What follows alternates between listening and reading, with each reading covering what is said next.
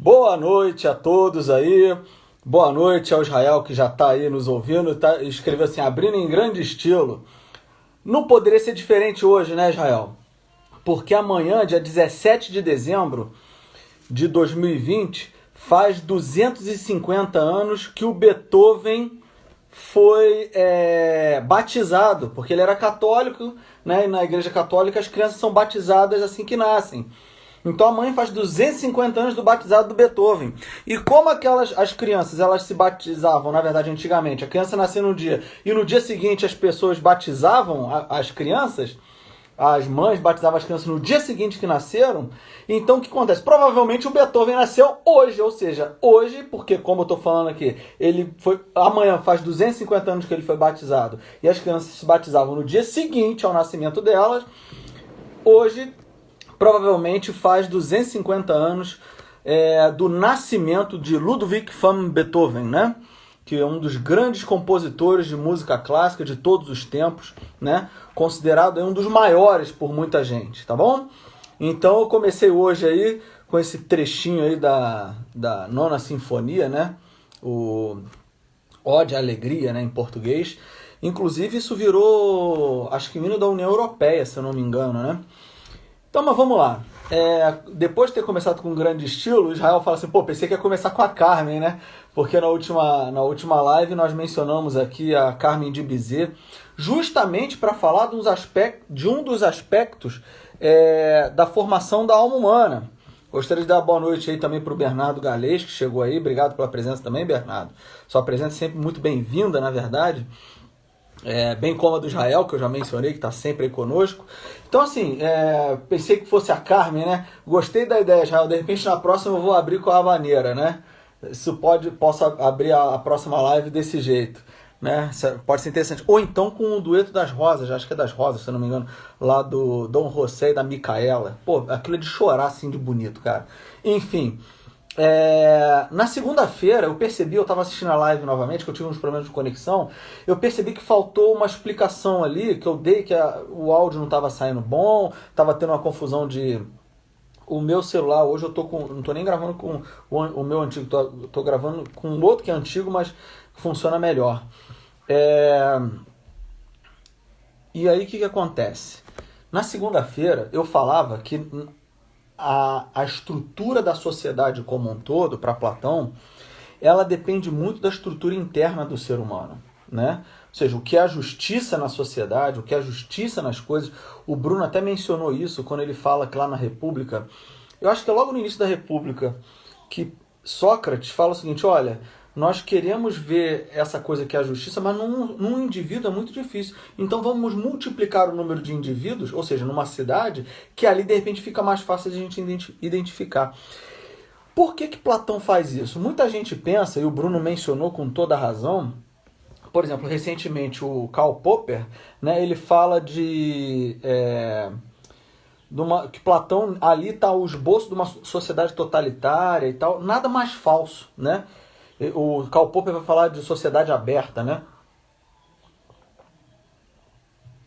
Inclusive, o George Soros, que foi aluno do Karl Popper, né, ele tem a Open Society, né, a Foundation, né, a Fundação Sociedade Aberta, né, onde ele financia muitas ONGs pelo mundo inteiro. Mas não vou entrar nesse assunto aqui não, porque isso aí já está mais na questão política, isso aí é assunto para muito mais lá para frente. Nós estamos aqui para poder falar do embasamento teórico, né, mais geral aí. Então, na segunda-feira, o Bruno falava o seguinte, olha, então, no fundo, criticando o Karl Popper, o Sócrates, ele não está interessado... Ele não está... falou no Jorge Soros exatamente, a live cai. Falei, né? Vou criticar o Jorge Soros, a live já vai cair. Muito bem lembrado, o Israel está falando aqui. Mas, e aí o Bruno criticava o Karl Popper no seguinte sentido, de que o Platão ele não estava querendo falar, de fato, da criação daquela sociedade ali necessariamente. Ele só estava querendo dizer o seguinte, olha, a ordenação interna que o ser humano tem, ela se reflete na exterioridade da sociedade. Porque, como eu mencionava lá na live, Para cada uma das classes que vai existir na sociedade para Platão, que são que classes?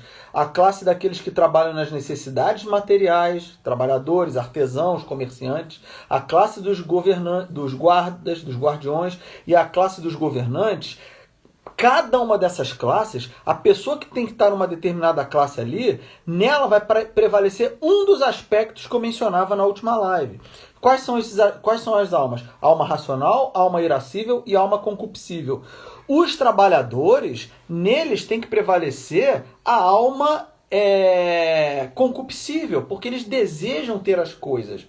Nos guardiões, como eles são mais impetuosos, têm que estar prontos para defender a cidade, neles vai prevalecer a alma irascível. E nos governantes vai prevalecer a alma racional. Por isso que Platão vai falar que os governantes têm que ser o governante tem que ser um rei filósofo. Porque é o sujeito que nele prevalece a alma racional e ele vai buscar uma determinada virtude, que é a virtude da sabedoria. Então os governantes têm que buscar sabedoria, os guardiões têm que buscar a fortaleza e os trabalhadores buscar a temperança. E eu mencionava isso lá na live de segunda-feira, falando justamente sobre esse aspecto de que a alma humana, ela tá, na verdade, ela representa, né, vamos dizer assim, cada aspecto da alma humana, cada uma dessas almas, ela está reverberada na estrutura social, né? Ela está reverberada na estrutura social. E aí nós temos isso daí. Por exemplo, então, o que seria a justiça na cidade? A justiça aconteceria na cidade quando cada uma dessas classes, dessas três, faz aquilo que lhe compete fazer. Né? Ou seja, os governantes são sábios, os guardiões são fortes, eles têm fortaleza, e os trabalhadores eles são temperantes. Ou seja, eles são controlados. Lembra que eu mencionava que a temperança não tem nada a ver com esperança. Temperança tem a ver com tempero, ou seja, tempero tem que ser algo que é na medida, tem que ser exato, porque se for demais, o tempero ele vai ser ruim, ou seja, vai estar estragando o alimento, né? Se for de menos também, ele fica insosso, fica horrível. Isso significa que a temperança é algo que você controla, é um equilíbrio. E a justiça ela surge automaticamente na cidade quando cada uma dessas classes faz aquilo que lhe compete fazer. E aí você para pensar o seguinte, bom, se na cidade é assim, então como é que é no ser humano? Platão vai falar, vai se questionar. Vai falar o seguinte, olha, é de modo semelhante. Então cada uma dessas partes da alma busca uma virtude. Que virtudes são essas que essas partes buscam? Ora, a razão, a cabeça, né? Aliás, cada uma dessas partes ela está sediada numa das partes do corpo, segundo Platão. Né? A razão está na cabeça, a alma racional está na cabeça, a alma irascível está no tronco e a alma concupiscível está aqui no baixo ventre, aqui da barriga para baixo, até a região dos órgãos sexuais ali. Os desejos estão aqui, o sujeito está com fome, está com desejo de comer, o sujeito está com vontade de fazer sexo, está aqui nos órgãos genitais. Então, assim, tem esses desejos aí. Claro, eu tô dando um aspecto bem grosseiro aqui do negócio, mas é mais ou menos isso. E aí você tem o seguinte, então, o que seria um ser humano justo? Do mesmo modo que acontece na cidade, porque a estrutura da cidade é semelhante à estrutura da alma humana, aliás, a estrutura da cidade vai reverberar aquilo que é a estrutura da alma humana. Então nós temos o seguinte, a razão, a alma racional, tem que buscar sabedoria. A alma irascível, né? Não é à toa quando você fala que você vai fazer alguma coisa, você bate no peito, ó, deixa comigo, né? Assim que a gente fala. Então, assim, a alma irascível tem que buscar ser forte, né? Ser corajosa. Fortaleza, para quê? Para poder controlar os desejos. Lembrando que eu falei na segunda-feira, os desejos não são ruins necessariamente em si mesmos. Só que se você dá vazão apenas aos desejos, se você vive, né, buscando ceder apenas a seus desejos, você está lascado. E qual era o tema da segunda-feira? O tema da segunda-feira era justamente educação. Porque, em geral, hoje quando se pensa em educação, pensa em falar o seguinte, não, nós temos que ceder aos desejos das crianças. Mas você não imprime nem um pouco, no fundo, uma educação da vontade dela. É o caráter irascível principalmente, não estou falando que só ele, mas é o caráter irascível, essa característica irascível que está associada à vontade, que tem que ser educado em geral. O intelecto também tem que ser educado e os desejos também têm que ser educados. Exatamente, Israel. A busca do equilíbrio. Israel está escrevendo assim, ó, temos que buscar o equilíbrio das três almas. Exatamente, é esse o ponto. Equilibrar os três aspectos do ser humano aí que Platão está mencionando. Ou seja, você está equilibrado racionalmente, de modo que a sua vontade saiba controlar os seus desejos. E é claro, a vontade também não pode chegar e falar o seguinte, não, vamos abafar todos os desejos. Isso é ruim. Isso é péssimo. Isso é péssimo. Por quê? Porque o ser humano, os desejos servem para indicar um bem a ser alcançado. É claro que você não pode, repito, dar vazão apenas aos desejos. Mas é para isso que nós temos a alma racional. O que é um sujeito justo? O que é um sujeito justo? Grave isso daqui. É um sujeito que age com sabedoria, tendo a força necessária para controlar os seus desejos. Vou repetir. O que é a justiça? O que é um ser humano justo? O ser humano justo é aquele que age com sabedoria, ou seja, ele age com prudência, tendo a força necessária, a fortaleza, para controlar os seus desejos. Ou seja, aparece a temperança. Quando ele age com sabedoria, tendo a força para controlar os seus desejos, você pode ter certeza que você está diante de um sujeito que é justo. Pensa no seguinte, você entra num ônibus, vamos supor que a passagem seja, sei lá, R$4,50. Você dá R$5 para o motorista ou para o cobrador, o que quer que seja, e ele te devolve R$5,50 de troco. Ele deveria ter devolvido só 50 centavos, mas ele devolveu a mais. E aí você pega e percebe isso, percebe que ele se enganou e devolve os R$5 para ele. Porque ele pode ter pensado que você tenha dado R$10. Ele se confundiu, ele pensou que você deu 10 e você pegou e devolveu o dinheiro também para ele, né? Onde eu quero chegar com isso? Por que esse ato da devolução do dinheiro foi um ato justo? A razão é bem simples. Você pode até ter tido o desejo de ficar com aquele troco para você. O desejo está lá.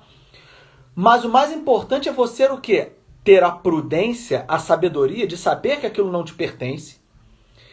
E essa sabedoria, ela controla, vamos dizer assim, ela vai dizer para o seu caráter irascível o seguinte, olha, force o seu desejo a não ficar com aquilo para ele. Né? E a fortaleza, no caso, por isso que é forçar, a fortaleza é essa força para controlar o desejo. Ou seja, em última instância, nós temos que educar esse aspecto irascível. Então o sujeito que devolveu ali o troco, devolveu os R$5 que ele recebeu a mais, ele está sendo justo por quê? Porque ele teve a sabedoria e a força para controlar aquele desejo de ficar com aquilo que não pertencia a ele. Por isso que Platão vai definir a justiça, mais à frente ali na República, como você dar a cada um o que lhe é devido. Não é simplesmente você dar aquilo que é da pessoa. Muita gente pensa, a justiça é você dar aquilo que pertence ao outro. Não, porque veja bem, o Sócrates mesmo vai falar vai mencionar isso. Imagina só, você pegou umas armas emprestadas com um amigo seu. Você tá lá com as armas. De repente seu amigo ficou louco. A arma pertence a ele. A arma é dele. A arma é dele, mas ela é devida a ele. Se você simplesmente falar que justiça é dar a cada um aquilo que é dele, aquilo que pertence a ele, você vai falar o seguinte, pô, vou dar a arma pro cara, pertence a ele, mas o cara tá louco, ele pode fazer o que ele quiser aí e sair destruindo as pessoas num dia de fúria, como aquele filme, né? Um dia de fúria. O cara pode sair por aí destruindo tudo. Então, justiça não é simplesmente você dar aquilo que pertence ao outro, é você ter a sabedoria, aí sim a prudência, para controlar o desejo de ficar, né, com aquilo que não te pertence. Mas a prudência diz o quê? Para você devolver aquilo que é devido ao outro. Tá claro? Isso é justiça. Então nós temos as 4 virtudes cardeais. Virtudes cardeais são virtudes, vamos dizer assim, igual os pontos cardeais que indicam o norte para a nossa vida, indicam as direções a serem seguidas. As virtudes cardeais, elas também têm essa característica. São virtudes que dão norte. Então nós temos igual os pontos cardeais mais básicos que a gente aprende lá na escolinha da tia Teteca, né? Na escolinha lá sei lá, no jardim escola, fadinha lésbica, sei lá. Jardim escola, ursinho pimpão. Enfim, está lá na escolinha, a tia fala o seguinte, olha, nós temos norte, sul, leste, oeste. Nós temos 4 virtudes cardeais, então, aqui. Prudência, fortaleza, temperança e a justiça. Dessas 4 virtudes vão surgir todas as outras. E aí, veja bem, como nós mencionávamos lá na segunda-feira, como é que vai ser feita essa educação, então, segundo Platão? Platão vai falar que existe a necessidade das crianças serem educadas a partir de uma brisa salutar. O que é uma brisa salutar? Brisa é vento, salutar é de saúde, ou seja, é de um vento saudável. E esse vento saudável é um vento, no fundo, que significa o seguinte, olha, é bom que você eduque uma criança vendo coisas belas, coisas nobres, e nós devemos sim, Platão vai falar, nós devemos sim realizar uma espécie de censura para aquelas coisas que são ruins, aquelas coisas que são negativas. Tanto é que no livro 3 da República, Platão ele vai expulsar o poeta da cidade. Mas por que ele expulsa o poeta da cidade? Porque para Platão tem a estrutura da realidade que é mais ou menos assim, né? Nós já comentamos. Tem o mundo das ideias, que é onde está a verdadeira realidade das coisas. Tem esse mundo daqui e tem a poesia. A poesia para os gregos era a arte, né? A poesia é a arte. E aí, veja bem, vou dar um exemplo bem grosseiro aqui para a gente entender como é que funciona a coisa. Imaginem que eu vá pintar uma mesa. Uma mesa. Eu estou aqui no quarto do meu filho, por um acaso tem uma cadeira dele aqui do meu lado. Cadeira que ele usa para estudar, né? Para assistir às aulas, fazer dever, enfim. Da mesinha dele que está ali. Bom, raciocínio o seguinte. Se eu pego essa cadeira, não estou nem falando mais da mesa, então se eu pego essa cadeira e pinto essa cadeira, veja bem, olha o que vai acontecer. Existe para Platão a essência da cadeira, que está lá no mundo das ideias, que é onde está a verdade, e nós chegamos lá por meio da dialética, né? É como nós chegamos na essência das ideias. Existe essa cadeira concreta que está aqui, diante de mim, que é uma cadeira sensível, ou seja, essa cadeira daqui ela já é uma cópia daquela essência que é a verdade. E se eu fizer uma pintura, que é uma obra de arte, se eu fizer uma pintura dessa cadeira, ora, a pintura dessa cadeira já vai ser o quê? Se essa cadeira é a cópia da essência da cadeira, essa pintura vai ser a cópia da cópia. Então vejam, por isso que Platão vai ter uma frase famosa dele, onde ele fala que a obra de arte está a 3 pontos afastada da verdade. Por que ela está afastada da verdade? Porque a verdade está lá no mundo das ideias. Esse mundo aqui é um mundo de cópias, então já está no segundo ponto aqui. O primeiro ponto é lá no mundo das ideias. O segundo ponto são as coisas aqui. E o terceiro ponto é a obra de arte. Ela está 3 pontos afastada da verdade nesse sentido que Platão está querendo dizer. É como se ela fosse o terceiro ponto em relação à verdade, que seria o primeiro. Bom, é claro que Platão vai falar que, como era a educação lá entre os gregos, só para vocês entenderem. A educação entre os gregos, a paideia, era feita por meio da poesia homérica, ou seja, por meio da obra de arte. As crianças gregas, né, elas ouviam aqueles rapsodos, aqueles aedos, né, que eram pessoas que sabiam a Ilíada, a Odisseia, os poetas míticos todos de cor. Eles andavam com uma lira, né, passavam de cidade em cidade, cantando aquilo. E as crianças eram educadas assim. Elas sabiam de cor a Ilíada e a Odisseia, porque aquilo era cantado. É muito mais fácil aprender cantando, na verdade. Inclusive, só para vocês terem uma ideia, era assim que Santo Agostinho evangelizava, catequizava muitas pessoas no período que ele viveu.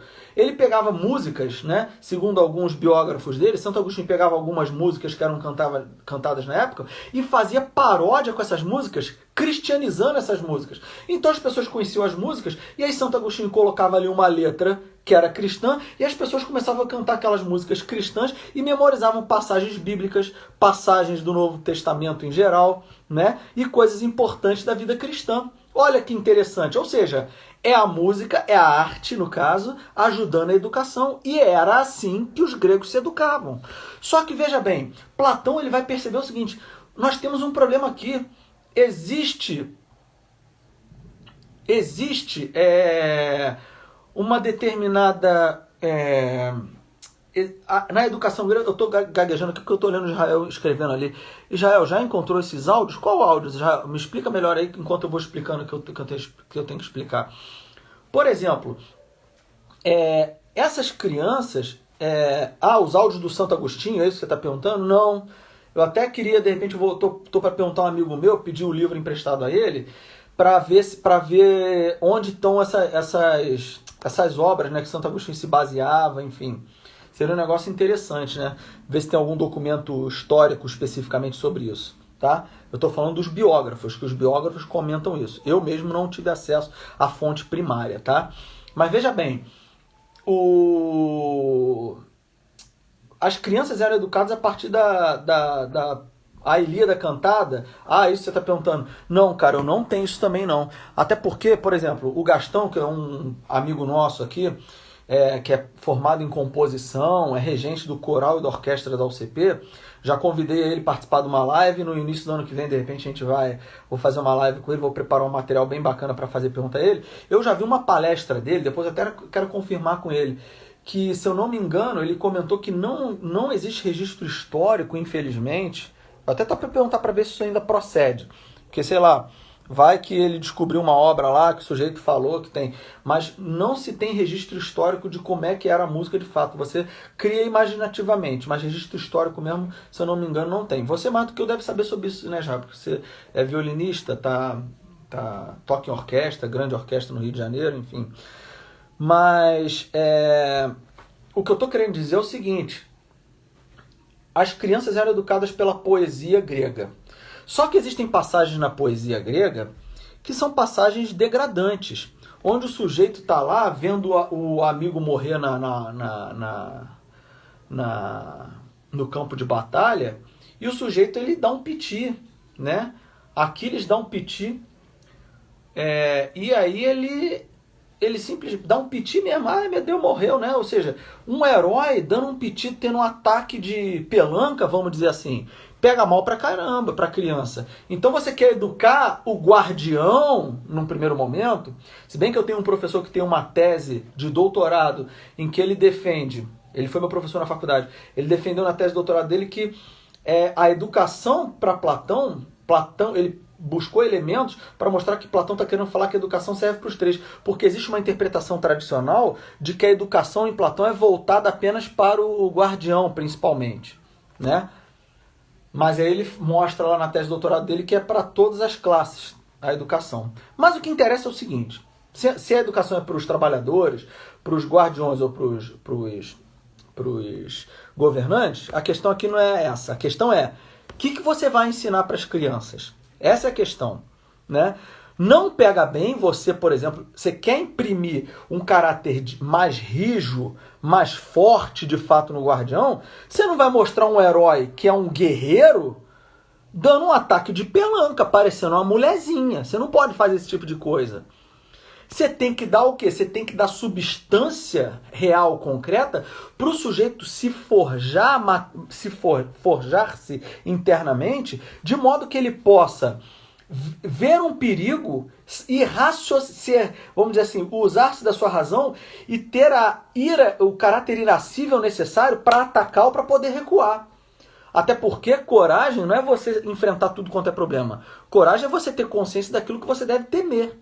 Isso que é coragem.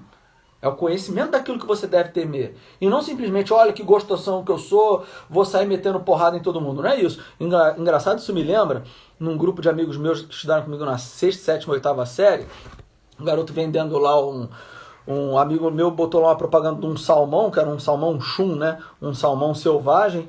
Aí o outro falou assim: que é isso, salmão selvagem? Aí alguém virou e falou assim: não. A outra virou assim: esse salmão selvagem é o que, rapaz? Ele dá porrada nos outros peixes, sai da água, bate no peito, porra os outros animais. Falou assim, de fato, assim, não é isso, assim, no caso não é o sujeito enfrentar qualquer coisa. Coragem é você ter conhecimento daquilo que você deve temer. Por isso a sabedoria, a prudência é fundamental para guiar a alma irascível. De modo que você possa controlar um medo, por exemplo, né? Na hora que você tem que agir, você controla o medo, tá? E aí veja, por que eu estou mencionando isso tudo aqui?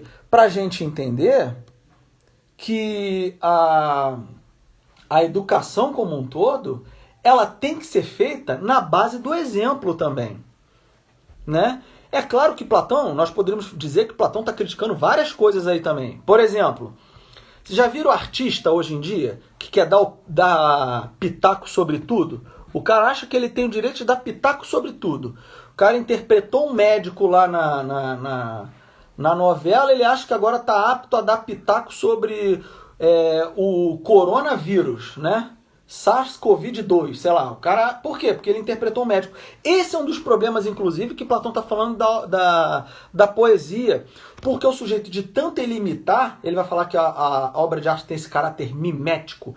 Mimético vem de mimesis, que vai dar origem à palavra mímica, brincar de mímica, né? Mimesis é imitação. Então a obra de arte ela tem esse caráter mimético.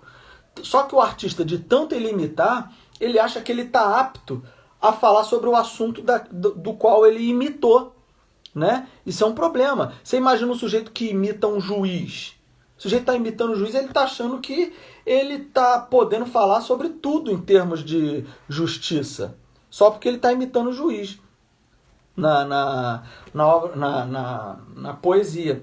Então, nós temos que tomar cuidado na educação. Por exemplo, eu não vou botar meu filho para ouvir essas músicas de quinta categoria que existem por aí afora, esses funks brabões aí. Não vou botar ele para ouvir esse tipo de coisa, nenhum dos meus 3 filhos. Por enquanto tem 3 filhos, assim, não vou colocá-los para ouvir esse tipo de coisa, né? Vou colocá-los para ouvir coisa de alto nível. No outro dia eu conversava com um amigo meu, Israel, nós falávamos, por exemplo, de dar leituras, por exemplo, para as crianças, claro, adaptadas da Ilíada e da Odisseia. Esse tipo de coisa que nós temos que fazer. Eu sei que o Bruno, que é o meu colega, meu amigo que toca essa escola comigo aqui, a escola Agaton, o Bruno, eu sei que ele coloca todo dia o filho dele, o Josué, para escutar música clássica. A mesma coisa eu faço aqui com meus filhos. Não é verdade? Só música de quinta, né? Não. A única quinta que eu escuto é Quinta Sinfonia de Beethoven, né? Meus filhos, a única música de quinta que eles escutam é essa. Mas, brincadeiras à parte, tô falando isso por quê? Porque é muito importante esse tipo de coisa. Que tipo de história que eu vou dar para o meu filho? Eu vou dar história para o meu filho onde um herói mente? O herói mente? Esse tipo de coisa eu vou evitar. E aí vejam, é nesse sentido que a gente tem que pensar a educação. Né? Estou falando de educação, os gregos, Platão pensava a educação nesse sentido.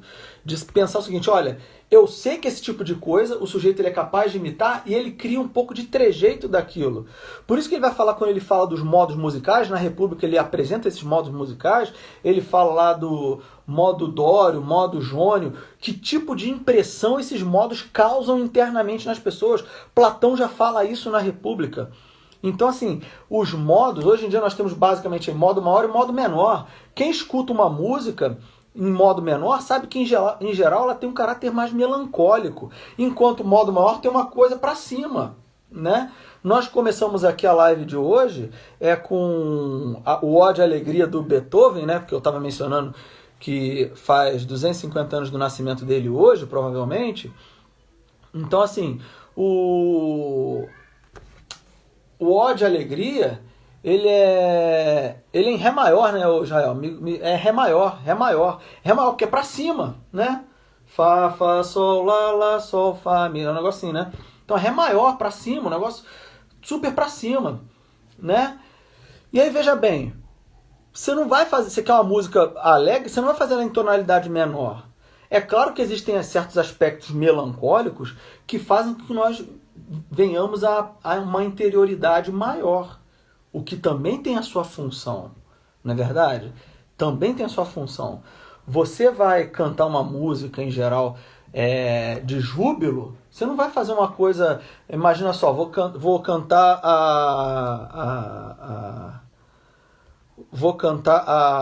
sei lá, Sexta-feira Santa, o senhor acabou de morrer. Você não vai chegar lá e vai, noite feliz, não vai fazer isso. Nem na noite de Natal você vai chegar e falar assim, a Virgem Dolorosa. Você não vai fazer um negócio desse também. Você vai fazer a coisa de acordo com a situação concreta e real que você tá diante dela.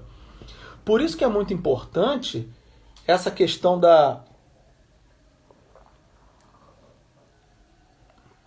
do autoconhecimento. Você se conhecer para poder absorver a circunstância que está ao seu redor, e de acordo com a absorção que você faz ao seu redor, você vai saber reagir em relação às coisas que estão diante de você, tá? Bom, a nossa live está chegando ao fim aqui, hoje, né? De repente, eu vou continuar esse assunto com o Bruno na segunda-feira, e aí a gente vai falar de mais aspectos relacionados à educação, ali mais para frente, a importância, por exemplo, do Santo Agostinho. E aí depois eu posso até mencionar alguns aspectos da escola de Frankfurt. Você fala, nossa, agora o Rodolfo é um comunistão. Não, mas para vocês verem como é que esse tipo de mentalidade utilizada pela escola de Frankfurt é extremamente usada nos dias de hoje, tá? Eu vou preparar isso direitinho com o Bruno, tá? Enfim, e aí na segunda-feira a gente de repente continua esse nosso bate-papo aí. Hoje nós tínhamos para falar isso daqui. Então pensar o seguinte, né, só para concluir. A educação tem que estar voltada para essa característica de buscar as coisas que são verdadeiramente nobres. Essa brisa salutar que Platão falou. Porque quando nós somos educados de acordo com essa brisa salutar, dificilmente, ou seja, se eu estou fazendo um aspecto na minha educação voltado para a parte intelectual e eu dou vamos dizer assim, eu dou o que é necessário para a intelectualidade absorver, mas eu penso também que existe uma educação da vontade, vamos dizer assim, né? Uma educação da vontade, em que a vontade ela aprende a domar os desejos em geral. Nós vamos viver de modo muito mais equilibrado. E é claro, existe a educação da afetividade também, né? A afetividade se educa, a vontade se educa e a intelectualidade se educa. Mais tarde nós vamos comentar mais alguns aspectos relacionados a esses três que eu acabei de mencionar, que vocês já entenderam mais ou menos onde nós queremos chegar aí, tá bom? Vamos terminar por aqui. Queria agradecer a presença de todos que permaneceram aí até agora. Muito obrigado. E como sempre, Bernardo Eli, obrigado pela presença. Chegou um pouquinho depois aí, mas muito obrigado pela presença. Ao Israel que está ouvindo até agora, o Bernardo Galês também, tá bom? Queria agradecer a todos que ficaram aí até o final. E queria agradecer também a todos que estão nos ouvindo também nas plataformas, nas outras plataformas. Eu sei que tem gente escutando no Spotify, no Google Podcasts, porque eu recebo lá, eu vejo lá as análises dos dados, tem gente escutando aí também, tem gente vendo no YouTube também, e só lembrando, né? Só lembrando aí, então nossas lives agora passaram a ser segundas e quartas, tá? Segundas e quartas, comigo e com o Bruno. Hoje fui só eu mesmo, mas assim, segundas e quartas vão ficar comigo e com o Bruno. E sexta não tem mais live. Mas nas sextas-feiras nós vamos sempre tentar deixar um material extra ali de texto no Instagram e no nosso Blogspot, tá? Só procurar por Escola Agathon no Blogspot e nas outras plataformas também. Pode procurar por Escola Agathon no YouTube, no Instagram, no Spotify, Google Podcasts ou no aplicativo de podcast em geral que você usa, mas principalmente nesses, tá? Certeza que nesses está lá. E muito obrigado a todos. Grande abraço. Queria oferecer essa live, terminar oferecendo para Nossa Senhora, para que ela leve tudo que há de bom, né, que nós possamos ter falado aqui, para seu Divino Filho. Muito obrigado a todos. Fiquem com Deus e até semana que vem. Abração, hein? Valeu!